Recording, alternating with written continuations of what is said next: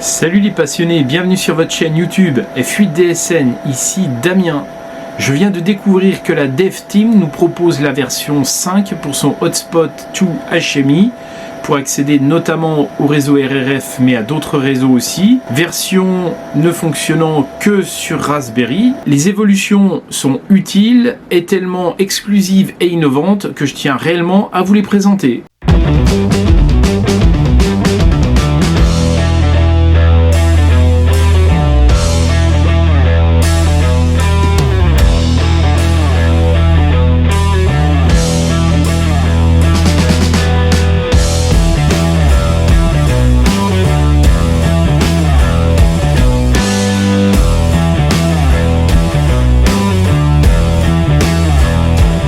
Mais avant de débuter, pour ceux qui ne connaissent pas ou peu le système, je vous invite à regarder mes 4 précédentes vidéos. La première sur le hotspot RRF montage en 30 minutes, la seconde sur l'écran Nextion, la troisième sur la box pour l'écran et le hotspot, et enfin la présentation de la version 4 qui inclut le DMR et le C4FM. Mais avant de débuter, je vous propose un rapide rappel sur la configuration de l'écran en y injectant un fichier TFT et puis également comment créer l'image pour le Raspberry. Alors pour cette V5, on va devoir insérer un nouveau fichier dans l'écran Nextion. Donc préalablement, on va formater la carte SD. Ensuite, on y insérera le fichier .tft sur la carte SD. On mettra la carte SD dans l'écran et puis on l'alimentera. L'installation va se faire automatiquement. Surtout à la fin de l'installation, n'oubliez pas de retirer la carte SD, vous n'en aurez plus besoin. Même opération pour la micro carte SD de votre Raspberry, un petit formatage. Avec Win32 Disk Manager, sélectionnez la nouvelle image, le périphérique qui correspond à votre micro carte SD, puis lancez l'écriture. Une fois terminé, remettez-la dans votre hotspot, puis alimentez-le. Ouvrez PuTTY pour communiquer en SSH avec votre système, entrez son IP, le login, root, ROOT en minuscule, et le mot de passe Spotnik en minuscule. Ensuite, lancez la commande Spot pour ouvrir le menu, ligne 27, configuration du Spotnik, entrez votre indicatif,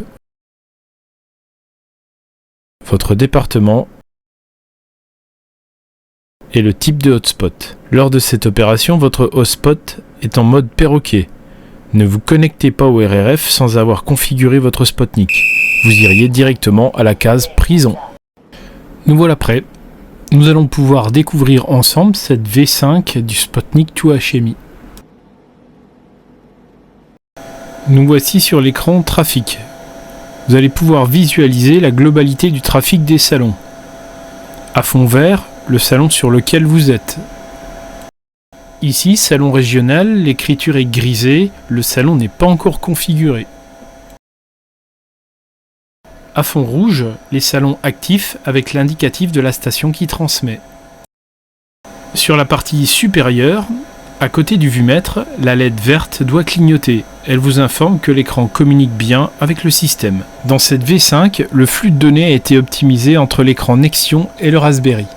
La navigation entre les fenêtres est fluide et l'affichage instantané, rendant l'utilisation très agréable.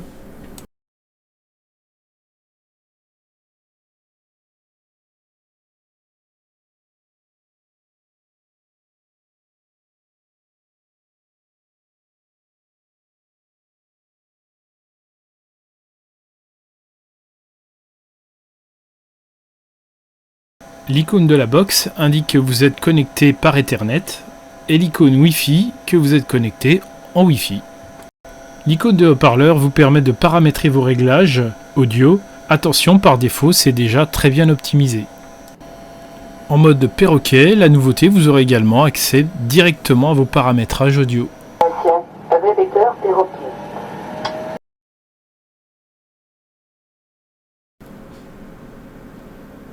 Donc à gauche les paramètres de sortie et à droite les paramètres d'entrée. F8 DSN test.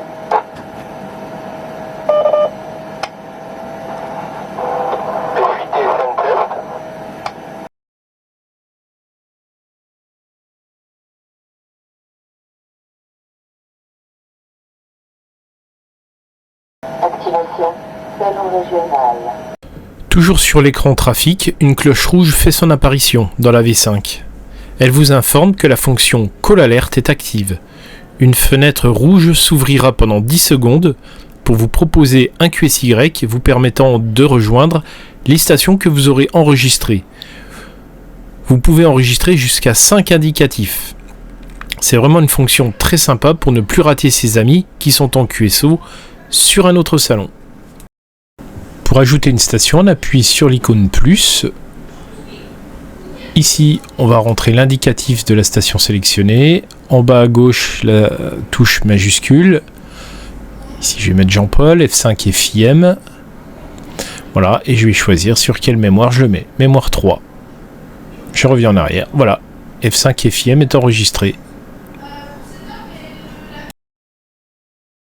Et si vous ne voulez pas faire QSY, soit vous attendez les 10 secondes, soit vous appuyez sur la croix.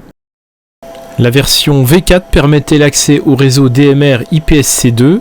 Maintenant, depuis le menu SSH, au choix, vous pourrez accéder soit au réseau IPSC2 ou au réseau Brandmeister. Malgré une appellation identique, les TG ne sont pas interconnectés. L'utilisation du réseau Brandmeister nécessite une inscription. Je prévois de vous proposer un tuto pour vous guider dans une prochaine vidéo. A noter également la présence du TG 20899 qui est un TG multi-réseau. Donc voici l'architecture.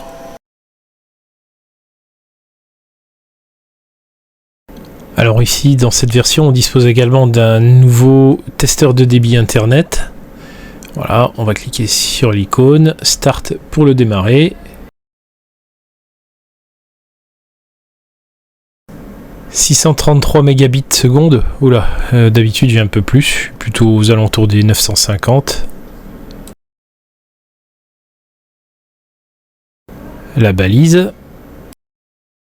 SVX, ligne activée, Foxtrot, 8, Delta, Sierra, November. Il est 8h03.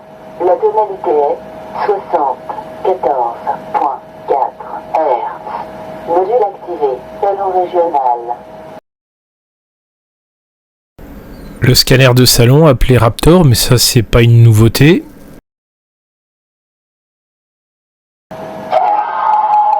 Raptor activé.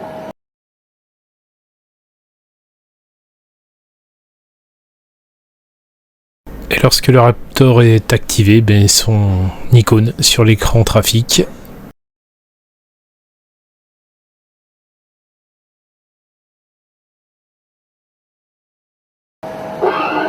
Raptor désactivé.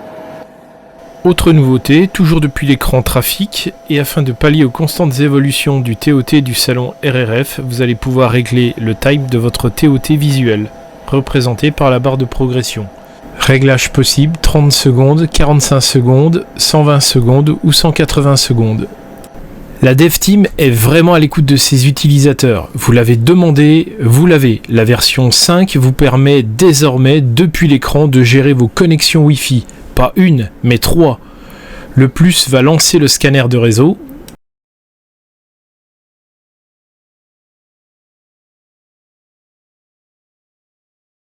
Il ne reste plus qu'à choisir le réseau Wi-Fi, puis entrer le mot de passe. Et sélectionner le slot dans lequel vous voulez conserver votre mémoire. Dans cette version 5, vous allez pouvoir créer votre propre serveur afin de mettre en place un réseau régional. Il suffira ensuite de partager les paramètres. À votre demande, dans les commentaires, il me sera possible de réaliser un tuto pour vous aider dans ce projet. Puis, vous pourrez également configurer le bouton Salon régional à votre réseau régional. Pour ma part, je suis présent sur le réseau Grand Est. Et pour terminer, le gros point fort de cette V5, le backup. Mais avant de vous en parler, prenez 2 secondes pour vous abonner et mettre un pouce si cette vidéo vous plaît. Merci. En vous abonnant, vous ne raterez pas les prochaines vidéos sur la monstrueuse antenne Grazioli G-Max et sur un ampli UHF très original de chez XBS Telecom. 2023 sera riche en qualité et en événements. Alors, je vous parlais du gros point fort de cette V5. Le backup, eh bien fini les galères pour tout reconfigurer. Vous pouvez désormais sauvegarder sur un serveur externe la configuration de votre hotspot et en cas de crash, vous aurez simplement à remettre votre indicatif puis à restaurer. Votre système retrouvera la dernière configuration sauvegardée. Fini les heures passées à tout remettre. Voilà, la restauration terminée, un petit reboot et c'est reparti. Le système Spotnik 2 HMI en V4 était très fiable et fonctionnel. Cette V5 apporte encore un plus, conçue par des radioamateurs pour des radioamateurs. Cette version à haute valeur ajoutée, de plus gratuite, va vous permettre de tirer le meilleur de votre système.